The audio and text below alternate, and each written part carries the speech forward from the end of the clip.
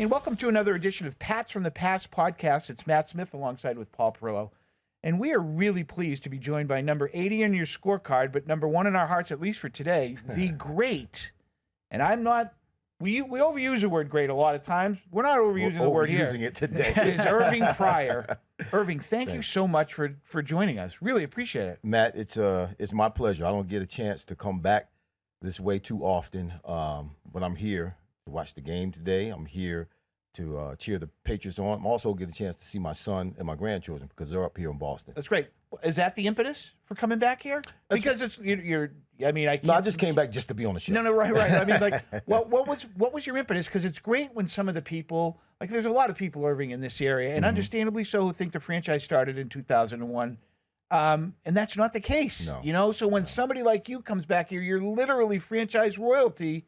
What was the impetus to come back here? Well, the impetus to come back was an email that I received from the Patriots organization inviting some of the alumni back. Awesome. They put together an opportunity, a program, or an event, I guess you could call it either one of those, for us to come back and have a space for us where we can bring a couple of guests. And I'm still good friends with Tony Collins. We stay in contact with one another. He came several weeks ago, and I think he brought like 19 cats with him, and they all had Tony Collins jerseys on. And I saw that. He posted it. I saw it. I called him, and he told me about it. So I responded to the email, got in touch with Jeff, talked with Kate, and here I am. That's great. Yeah. So, first of all, what are you up to now? Before we get into memory lane, what have you been? Yeah, I mean, you look like you could still play. Matt and I were joking with you before 10 we snaps started. for sure. You look like you could get out and jump in the X spot right now and run 10 go routes, no problem. Well, what are you up to? I still do work out, and I work hard. So I'm working hard. I had some surgery a little while ago. I had a stone in my bladder. Oh. And yeah, that was a bad experience. So I'm doing the best that I can to stay as healthy as I can. And part of that is working out. But what I'm doing now, I've been doing the past, 25 years now almost. And I'm still pastoring. That's great. I'm actually pastoring at 2 different churches now, but I'm still doing that. I can't get away from it. I can't run from it. I tried several times, trust me. And it is what it is. It's a calling that you become a prisoner to, as the Apostle Paul says in Scripture, and you can't get away from it. So I'm enjoying it.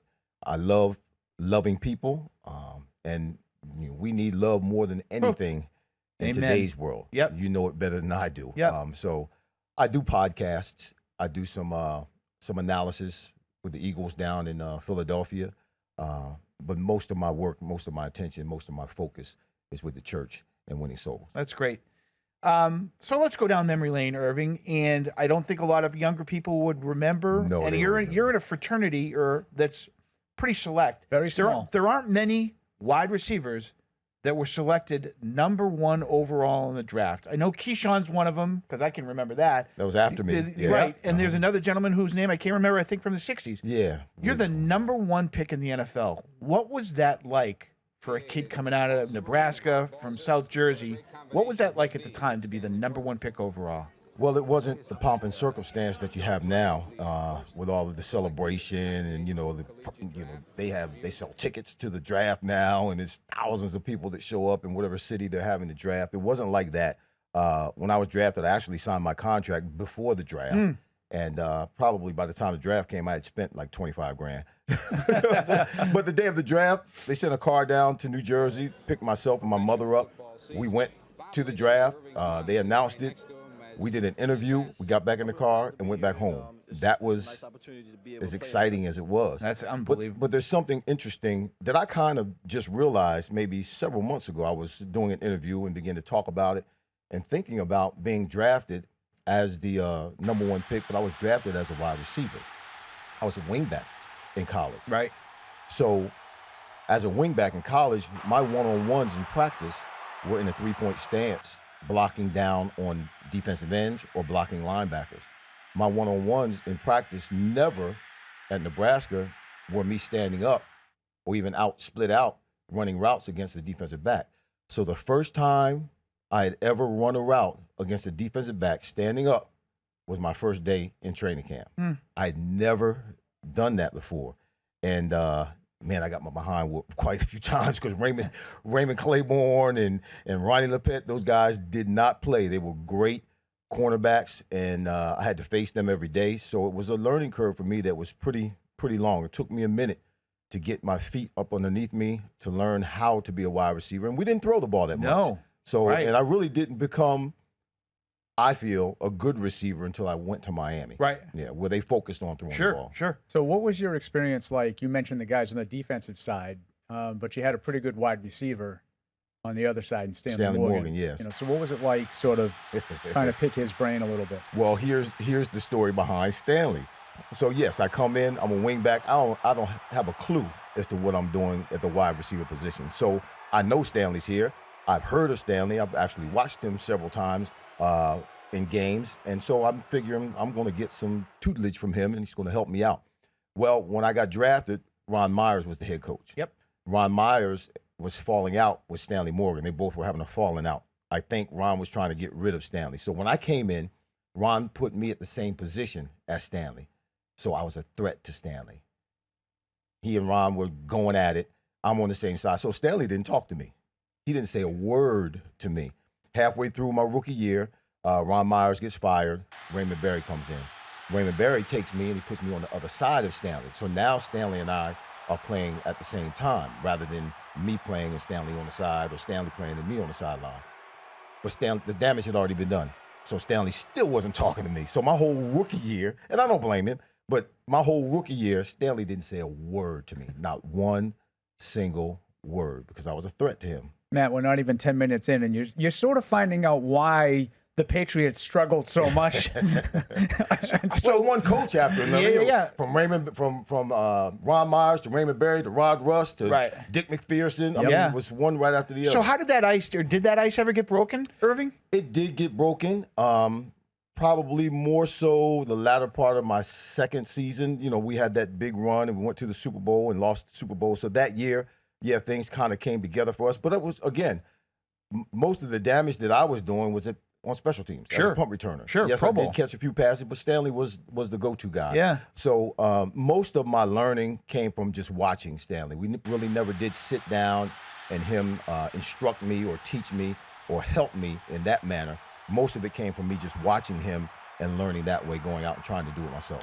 Can you appreciate, with the passage of time and perspective that we all have as we get older and everything like that, Stanley's a big deal around here, Irving, especially from the fact that the Hall of Fame class just was announced for a lot of different things, coaches with Belichick, owners with Kraft, players, and the Veterans Committee, I think that's the best way that I could say it. And Stanley Morgan's on there, and there's a lot of people in this area, Irving, that really believe, like, his yards per catch is insane. Right.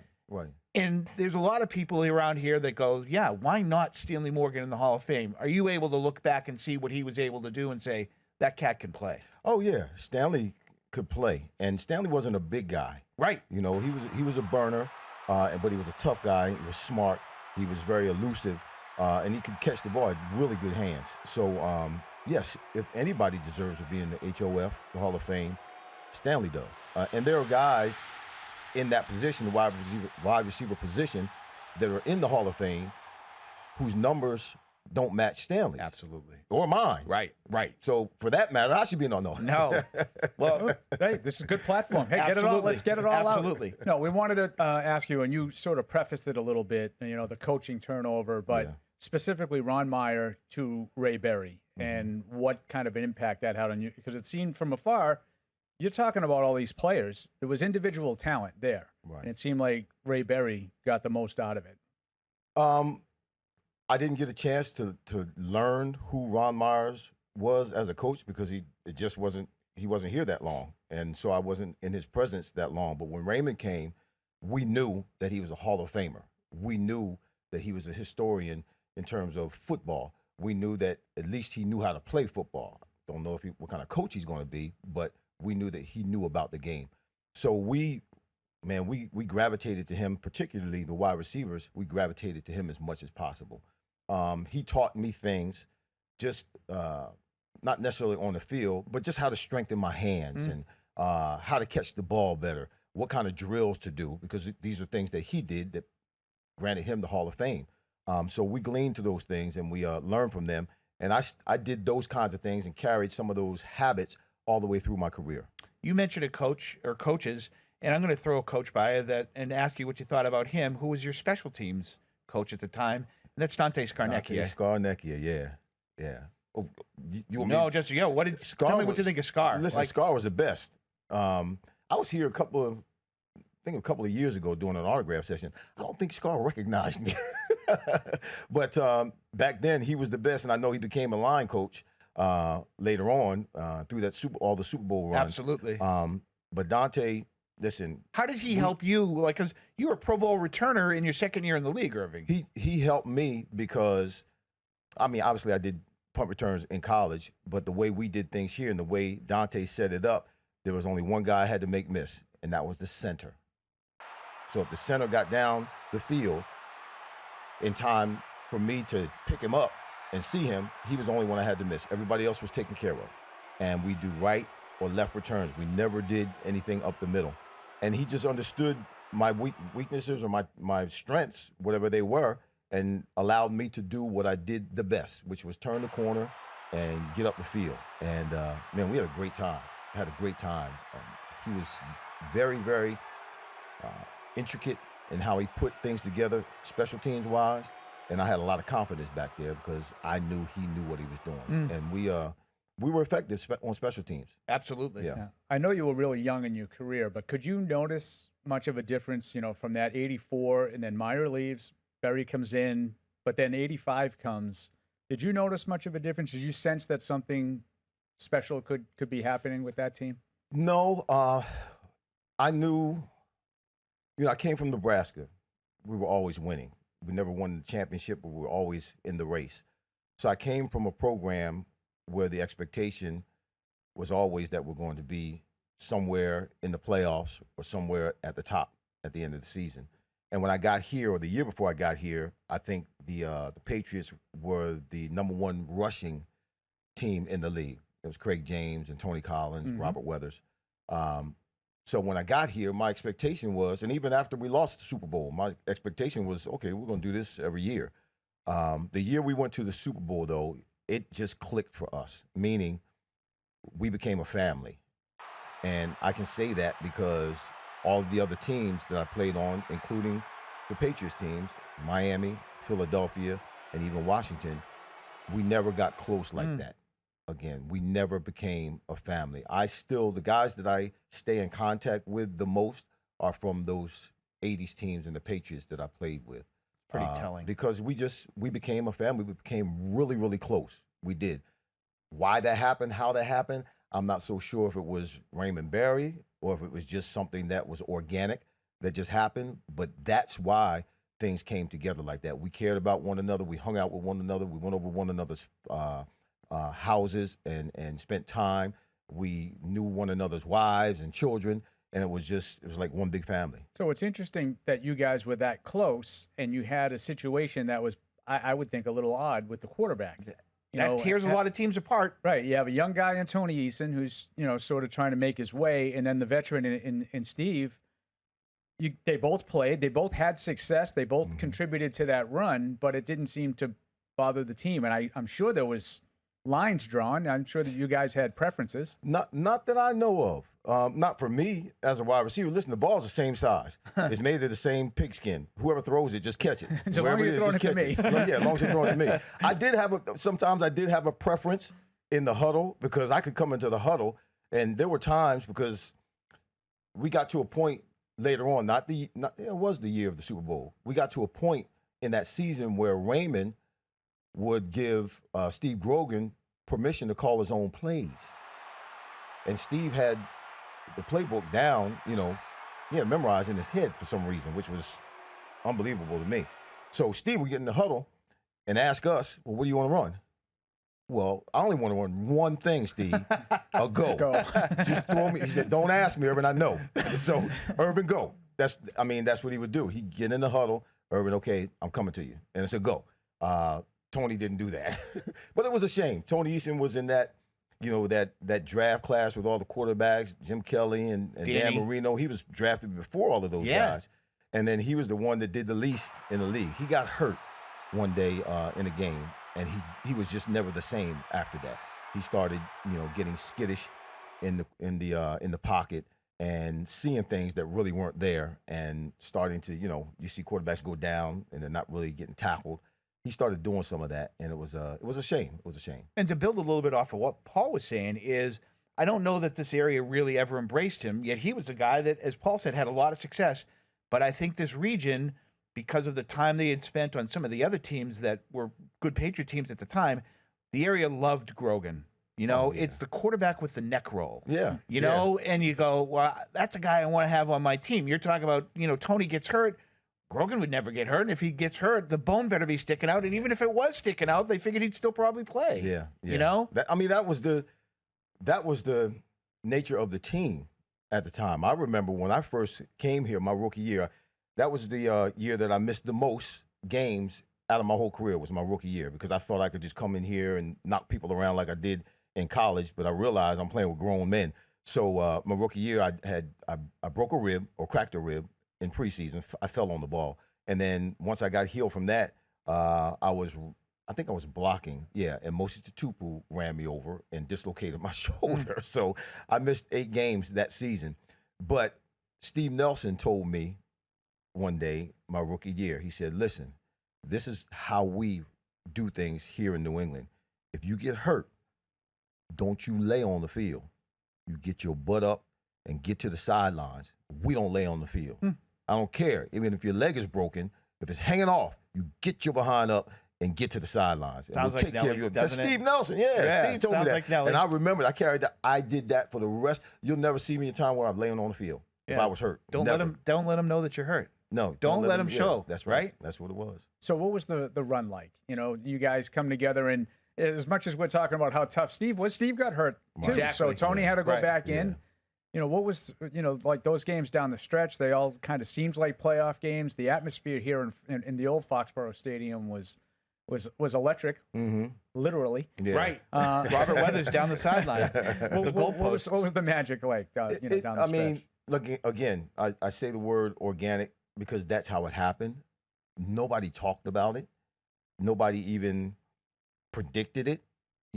Preseason, there wasn't any talk from the media. There wasn't any talk in the locker room. There wasn't any talk from the coaches in terms of, okay, this year we're going to the Super Bowl. We have the talent and we have the ability, or we're ranked high this year as one of the professional teams, and we're supposed to make it into the playoffs and get to the Super Bowl and win the Super Bowl. Nobody said anything like that. So as we're playing during the season, it just kind of organically happened, and we just happened to catch some wind and catch some momentum and started playing in rhythm and playing together. And man, just turned into one win after another. Even in the playoffs, we had we were the wild card, and we go out and we win, and eventually win the AFC Championship in Miami.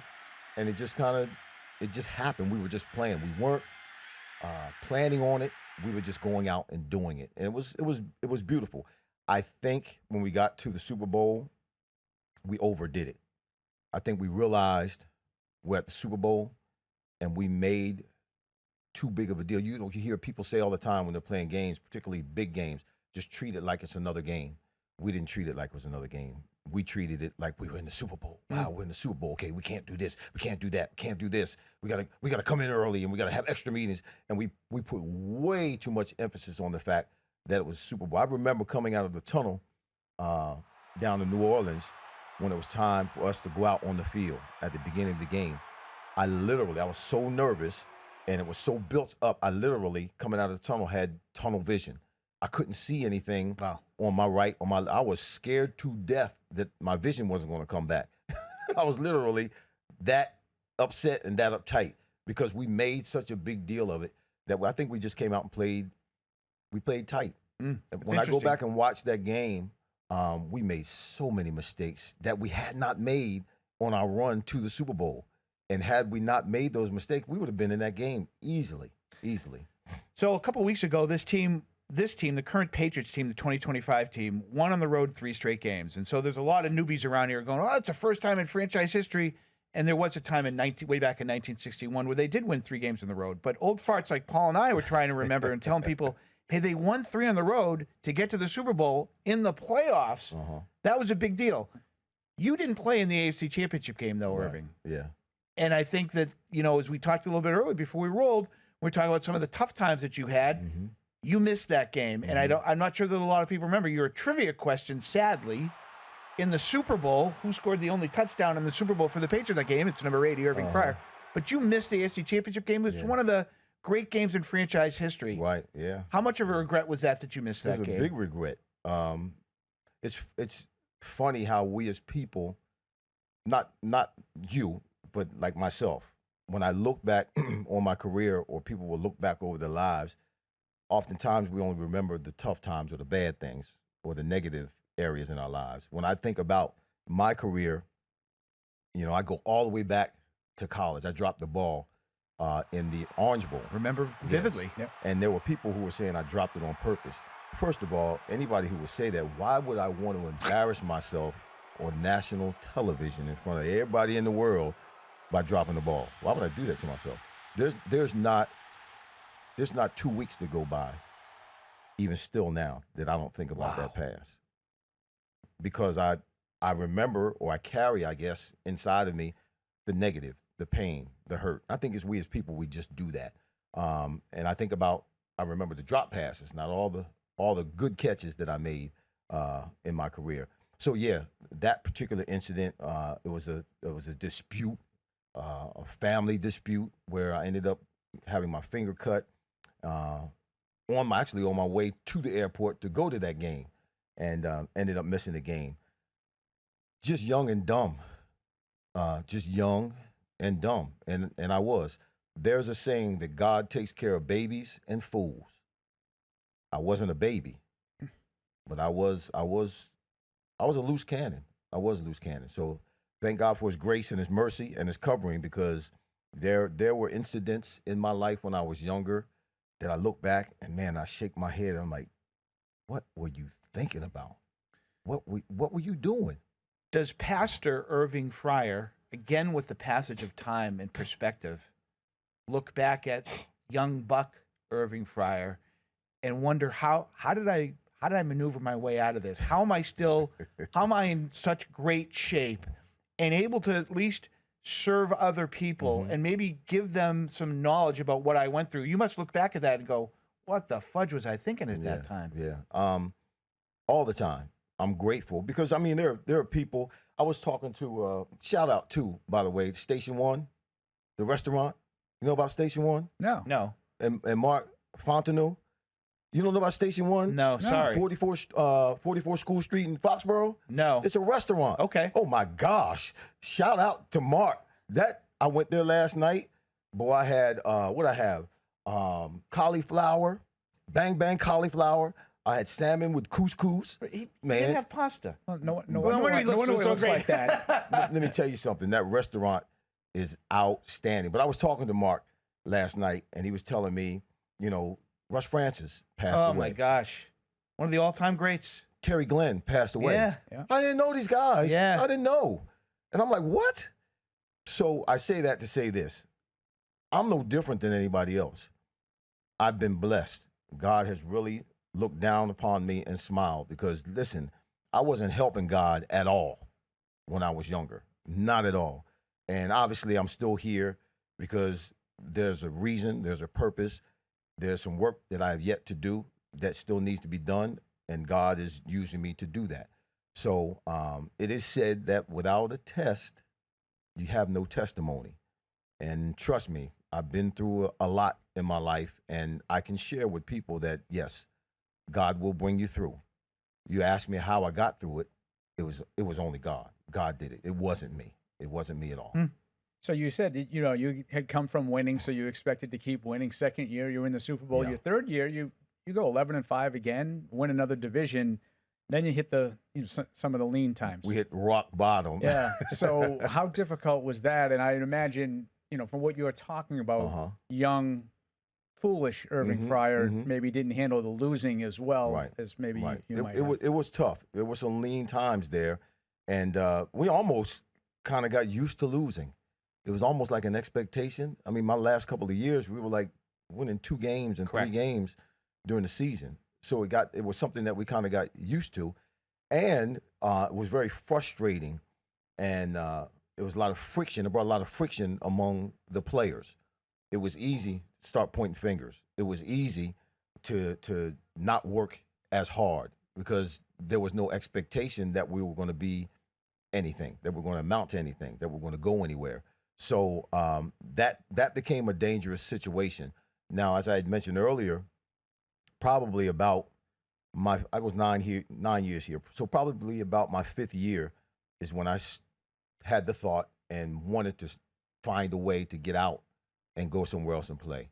Not because I wanted to go somewhere and go to the Pro Bowl, or not because I didn't think we were throwing me the ball enough. Nothing like that. I just, because of these incidents, because of some of the bad tastes in my mouth, because when I would go out, sometimes I would be reminded of these things, whether it was me or whether it was somebody else, a fan. It just, for me, it was not a positive area for me anymore, positive place for me anymore. So we play the Dolphins twice a year, right? Play them up here early in the season. Last game of the season down the Orange Bowl every year. I started going up to Coach Shula after the game and saying, "Hey, Coach Shula, how you doing? Hey, Irv, how you doing? You got to get me out of here." And that's what he would do. He laughed just like that. He laughed. I did that probably for 4 years, twice a year. And then when Parcells came in, he made the statement, if someone doesn't want to be here, I'm not going to hold him. I went to Parcells' office the next morning. He said, "Listen, we want this and this for you. If you can get that from a team." We called, actually, I almost went to Dallas, but we called Miami. My agent called Dallas. They were interested, and Miami pulled the trigger. And so when I got to Miami, Coach Shula said, "I got you out of there, didn't I?" So there was an animosity there. It's Parcells coming in and probably wanting his own guys and giving an opportunity to people like you. If you don't want to be here, which I understand, we'll help accommodate you to. If as long as it works for us, like they're just not going to give somebody away like you in the prime of his career. Well, there was no animosity there. I didn't know Parcells, and I didn't want to go because he was coming. Right. I already wanted to leave. Whether didn't matter who was coming in. I had my fill of this area, and felt like I needed to move on and get a new start, a fresh start.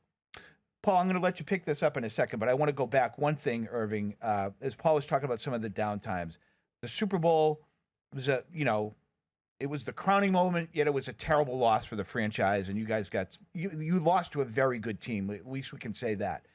But Irving, 2 days after the Super Bowl came the Boston Globe report, where your picture and 5 of your teammates are on the cover of the Globe, and I remember people going, "Holy smoke!" And there was, all the talk about didn't stop there. The drug use and everything like that. Yeah. Rest in peace, Stephen Starring was part of that, and we just lost Stephen. Recently. That hurt that team, didn't it? Of course. Because there was people. You talk about pointing fingers. Well, what was he doing? Was he involved in it? Was he not involved in it? Those are tough things for a team to come back from, isn't it? When you have that kind of stuff going out there. Let me say why it was the toughest. First of all, marijuana is legal now, so and that's what it was. There were some of us at the beginning of the season who were being tested, and we tested positive for marijuana. Raymond Berry called us into his office and let us know, "Okay, listen, you tested positive. This is what happens when that happens. We're going to keep testing you, so on and so forth." So he gave us his word that it was going to stay silent, because it happened at the beginning of the season when the testing took place. So the problem with all of that was after the Super Bowl, or during the Super Bowl, when all that took place and the names came out, Raymond gave that information. So we were done with Raymond because he abused our trust. He misused our trust. Even though, we were doing something back then that we weren't supposed to be doing. But, I mean, now you can look at it and say, it was only weed.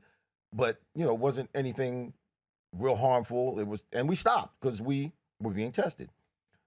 But that was the problem with that whole situation, was that Raymond gave up, for whatever reason, Coach Berry gave up our names to the press. And it made things worse than what they really were, particularly the timing of it. Right. Right after the Super Bowl. Yeah. And we really had our full of him. And that was the beginning of his downfall with the team, because he lost the trust of the players. Interesting. So then you lose a lot of veterans that Oh, started yeah. to retire as well at Oh, that yeah. time. You know, Right. the Hannahs, the Nelsons, Yes. you know, those. So you Yes. turn it over. You end up in Miami. And Matt and I love to talk about the Miami game in relation to the Patriots. It's almost like the start of the Patriots resurgence, too. Opening day in 1994 down in Miami is one of the most memorable games that no one ever talks about because, first of all, the Patriots lost, and they've obviously That's why they don't talk about it. and they've had a lot of success since, so you're no longer worrying about, you know, random regular season games, but a 39-35 shootout where you had about, I don't know, 817 yards from Dan Marino. 211. Right. Not that you were counting. The field was in pristine conditions, I too, mean, by this- the Oh, way. no, it's it's a a mud mud bowl. track. Yeah, the mud track. Bledsoe it's throws for baseball field. 400.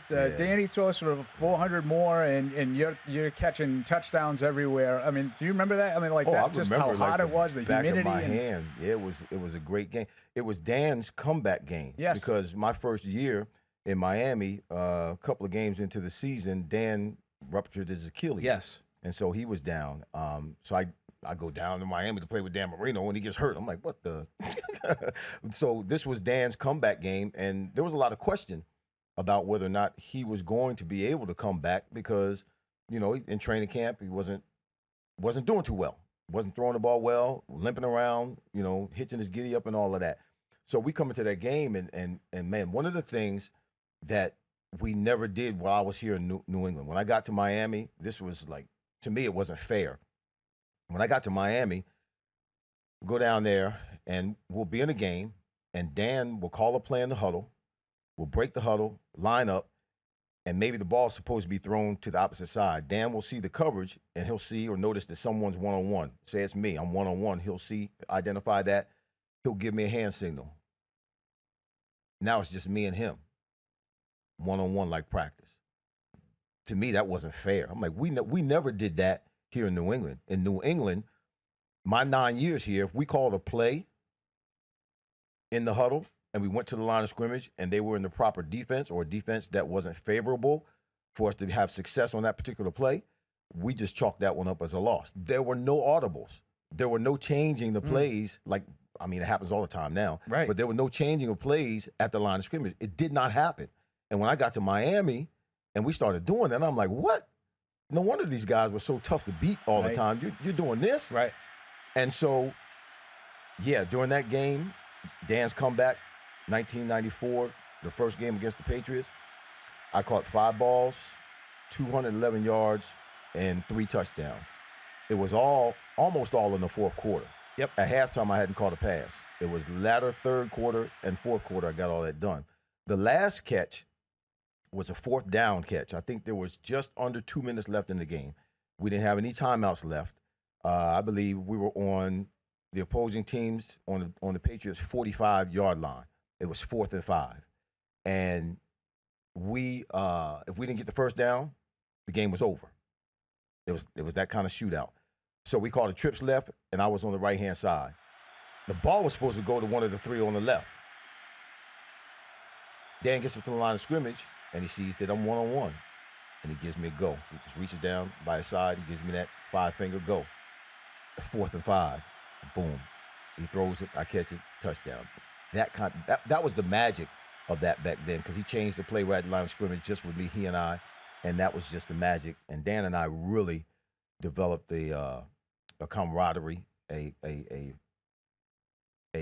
receiver quarterback relationship that I'd never had with any quarterback prior to that or even after that.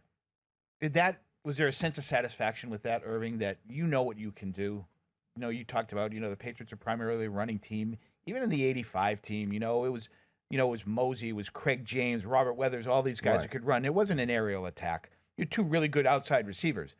When that happens in Miami and you get to see a healthy Dan Marino, was there like, damn, I knew I could do this. Like I knew I had this kind of game in me. I just needed an offense, maybe coaching staff, whatever, that could see what my abilities were because you had Pro Bowl years at that point in time. Right. And you weren't just a Several Johnny 1,000 yard come lately. years, yeah. You've Miami been in the and league for a Philly. while. Right, but I didn't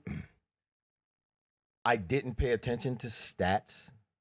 It didn't matter to me because I was never, even in Nebraska, I was never necessarily the number 1 guy. Right. I played with Mike Rozier. Mike Rozier was the cat who got the ball 35 times a game, 40 times a game. And Turner Gill was the quarterback. So I was just always a compliment So I never looked for the big accolades, or I never looked or played in a situation where I was the guy. So when I got to Miami, I really never thought that to myself. Oh, well, look what I finally got to a place. I was still learning. I was just excited about being able to do it because I never did this before. Right. I never did this at the wide receiver position, and this is, I guess, how it's supposed to be done. Mark Clayton had gotten released the same year I was going, that I went to Miami. Mark Duper was still there, and we made it through a training camp together. And then he got released after training camp, my first training camp there. But I learned so much from him, just watching him and talking to him, how to be an NFL wide receiver. Here I'm 9 years in the league, and I'm learning this new stuff that I've never. So I was so excited about learning this new stuff and wasn't really paying attention to numbers. I really didn't pay attention to numbers. When I got selected to the Pro Bowl that year, that was great, but I really never really paid attention to numbers. It wasn't until the latter part of my career when I started getting close to 1,000 catches, my last couple of years, Washington, when I started looking at numbers. But even when I was with Philadelphia, I got to catch this amount. I got to catch this amount of touchdowns. I got to score so many touchdowns and so many yards and so many catches. I never did do that going into a season. So even though you don't follow the stats as much, you have to look at the game now and say, man, what the kind of numbers I could put up with this game. Oh, well, yeah, now, shoot, numbers and money. Money we could be making. It's unbelievable what they're doing now. But you know what? Yeah, I'm glad that I played when I played, and I was young back then, because if I was young now making that kind of money, I'd kill myself for sure. Right, but, I'd be dead somewhere, man. There's no anywhere I'd make it. Right, but you're not talking about stats, but yet your productivity and your availability, which is a huge deal, obviously, in the National Football League. Did you play till you were 38? Yeah. Yes. And you were a productive wide receiver, a guy who relied on his legs, route running and stuff like that. You were a real threat in Philly. You were a real threat in Washington. There has to be a sense of pride. Like, man, I had a really good NFL career, and I was productive right to the end. Yes. There's some satisfaction in that. But there's also, because we talked earlier about the Hall of Fame with Stanley Morgan and his stats. And I wish my stats were a little bit higher or a little bit more. Because, it's an honor to make it into the Hall of Fame. That's an honest answer. Yeah, of course. That's an honest answer. I wish there were some times I wish I could have added a few more, or even played another year. When I finally retired from Washington, I got a call from John Gruden out in California to go with the Raiders. He was at the Raiders halfway through the next season. I should have went out and played because I still had more left in the tank, and I probably could have got that 50, 60 catches and got the 900, 1,000 catches. So, I look back and, I didn't retire because I couldn't play anymore. I retired for some family reasons, and I retired because I was struggling with what I needed to do during the off season to get ready for the season. There's a lot of work that goes on. At least I did. A lot of work on the track, a lot of work in the weight room to get ready for the season. And I was starting to struggle to do that. Not that I couldn't do it, just mentally and emotionally. Commitment. The commitment, yes, to get it done. So I began to struggle with that. So it made it a little bit easier to say no to Gruden. But I look back now, I'm like, man, I could have gone there and just played a year or two, made a few more dollars and got a few more catches. That's the last time the Raiders were good, too. And maybe got there. Yeah. Right. They were good. Right. All he wanted me to do was come there and catch punts. Right. He said, just come and catch punts. Just fair catch it. That's all. I don't have anybody that can catch punts. Right. I'll pay you a full, veteran salary, whatever is minimum. And it was halfway through the season. I'm like, man, I think the salary for veterans at that point was like $750. So I could have went halfway through the season, made another $750, but I look back and there are times that I wish that I had stayed maybe a little bit longer or done a little bit more, because I've been on the ballot several times. Yep. And that's torture, man. It's torture to get on the ballot and then they just not vote you in. Just why don't they just wait until they pick the guys that are going in the Hall of Fame, then just announce that. Stop announcing guys are on the ballot and then you eliminate them year in and year out. It's like torture. Do you follow much of the league now and the Patriots' success and whatnot? I try to, but again, I keep getting pulled back to the church. It all happens on Sundays. It's true. So, but I, I'm vaguely familiar. Patriots are doing well right now. Well, but maybe to jump a little bit on what Paul's saying, this is the last one for me, Irving, is when you played here in New England, there's a lot of people who joke about, the old high school stadium, the locker room situation, everything like that. When you come here and see what this has become. This is crazy. And what they did, for that stretch, again, there's a lot of people, younger people, who think that the franchise just started at this point in time, but there are standard bearers like yourself, the John Hannas, the Steve Nelsons, the Steve Grogans, the Stanley Morgans that played before that.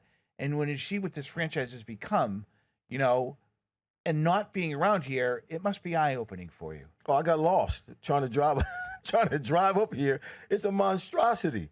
I mean, we used to have to, I was showing my wife last night when we were going to Station 1, we used to have to leave the stadium because all that was here was the stadium and the racetrack on the other side. That's all that was here. Right. There was nothing else around here. We would leave the stadium every day and drive down the street, make that right, and go to our field. It was like 2 miles away. We had to drive to a field where we practiced. There was no field here for us to practice. Right. And then drive back after practice. And I think they may have put some kind of other field in there and built houses and stuff around it, but I think that field's still there. Yeah. Based on what I saw last night. It's some leagues. When I first started, I used to have to make that drive to watch practice. Yeah, some PAL. I think some little football league is there. Yes. I think so. Is that the same what the same field is? Yep. Okay, I saw it last night. But yeah, it's just I look and see now what is going on, what Mr. Kraft has done, and it's just absolutely. And when you compare it to other teams, they're doing it's the best. Right. It's absolutely incredible what he's been able to do and how football has blessed Mr. Kraft. It's phenomenal. It's phenomenal. It really is. And it's just from where it came from. And when I got here from Nebraska. Yeah. See, Nebraska had at that time that I was playing at Nebraska, had the largest weight room in the world. So when I came here, I'm like, is this what professional football is? It was a big step backwards. Right. Yep. When it came to locker room and facility, the weight room was really, really small. It was an eye opener. We had to get in the car and go to practice. Get in the car and go to practice. What? So it's crazy. Yeah, it's hats off to Mr. Kraft though. They have no reason to lose games now with all these amenities and all of this style and all of the they make it as they give them every reason not to make any excuses and to be successful. Thank you very much for your time today. Really was great. I enjoyed myself. Yeah. I enjoyed myself. I think fans should go back if they haven't already. Take a look at number 80 in the red. Yeah. Take a look at number 80 in the red. You play wide receiver. Absolutely. Great studio too, guys. Yeah, thanks. I have a studio in my house, not like this, but I'm taking notes. There you go. Irving Fryar, guest. Irving, thank you very much for joining us. Thanks Appreciate it. Thank you.